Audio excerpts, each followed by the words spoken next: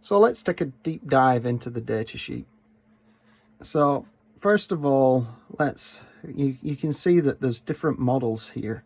The P9082, the P2582/4, and the P1282/4. And the reason why I say slash is that the 2582/4 comes in a 2-channel model or a 4-channel model, so that depicts that n number. Is it a 2-channel or is it 4-channel? Same with the 1282.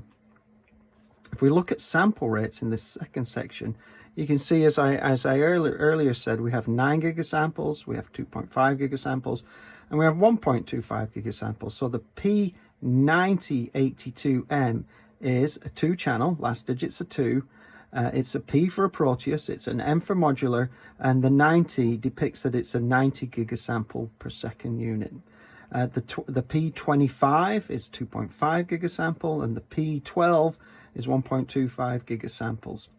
And the last digit, the 2, is 2 or 4 channels, as I just said, it's M for modular, D would be for desktop, B would be for benchtop. So that's how the numbering schemes and the sample rates relate to each other. With respect to channels, this section here goes into the inter-channel timing characteristics. So when it says initial skew is less than 20 picoseconds, that means there could be a time mismatch of less than 20 picoseconds between each channel. You've got the fine delay of range, resolution, and accuracy here, so you can change it up to 5 nanoseconds and 5 picoseconds in 5 picosecond increments with an accuracy of plus or minus 5 picoseconds. There's also a course delay that you can actually do in sample points as well. When we look at each one of these models here and each different sample rate, what the resolution means is the DAC resolution, the digital to analog converter, and we say it's up to 16 bits depending on the model and mode. In some cases it may be 8, some bits it may be 14, some may be 16. Max memory size, the P9082 is the only unit, and that's the high frequency 9 gigasample unit, that takes the 16 gigasample option. The rest go up to 8 gigasamples, and when we go to the memory sizes, I'll explain a little more about that as well. But remember, max memory on the 2.5 and the 1.25 gigasample units, or the 25 or P12 units, is 8 gigasamples, and max memory on the 90 or 9 gigasamples is 16 gigasamples. What segment means is that the number of segments that you can load, or the number of waveforms that you can load, the maximum amount the filing and indexing system within the instrument would be 64,000. That's pretty good, actually. Segment length, this is really getting down into the details, but the normal segment length would be 2048 points on the 9 gigasample, and on the 2.5 and 1.25 it's going to be 1024 points. So that's the smallest that we can load into there, and they all have to be divisible by either, I usually say, by 64 points. You'll find that 64 goes into 224 as well. Granularity, what is the smallest amount of points that we can get? So on the 9 gigasamples it's 64 points on with an option that you can order, and we'll talk about that as we go through the options, of 32 points.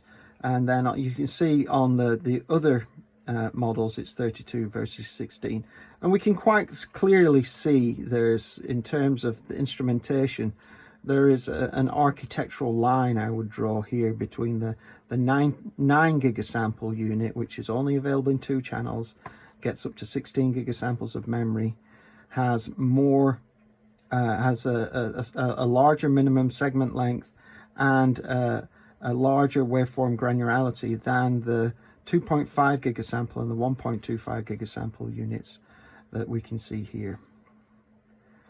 When we're programming the unit and we're putting things into the task table, you could put, a number of download a number of waveform files. Your task table length is going to be 64,000 tasks per channel. You can have 1,000,000 loops. You can divide a number of sequences. You can have 1,000,000 sequence loops if you wish. These, in terms of being able to create long strings of different arbitrary waveform files, are very competitive in the marketplace. Streaming is where we should spend some time. Streaming, as I said in earlier on when we were looking at the front page of the data sheet, we can output 6 gigasamples per second, but to do that you need a specific type of PC. So what we do here is define the minimum PC requirements. So it's going to be an i7, you're going to need 32 gigs, maybe 64 gigs of memory. We've tested it on Windows 10, so we know it works with Windows 10. And you're going to need the PXI Express bus, preferably Gen 3, within the PC, preferably Gen 3, but there's probably higher gens, and with 8 or 16 lanes of capability. So when you order the streaming option, STM, make sure you have a conversation with the customer that it does require a pretty high performance PC to be able to stream across the bus. In terms of spectral purity, we do more than all the other manufacturers in terms of defining what our spectral purity is. And if I would just compare this to a Tektronix, where I see 85 dBc here, the equivalent on a Tektronix unit would be 80 dBs, where I see 50 here, the equivalent would be 35 dBc on a Tektronix unit. So in terms of spectral purity, i.e. harmonic distortion, spare-free dynamic range, and the phase noise, Tektronix don't even define the phase noise spec. We're probably got one of the most spectrally pure arbitrary waveform generators in the marketplace.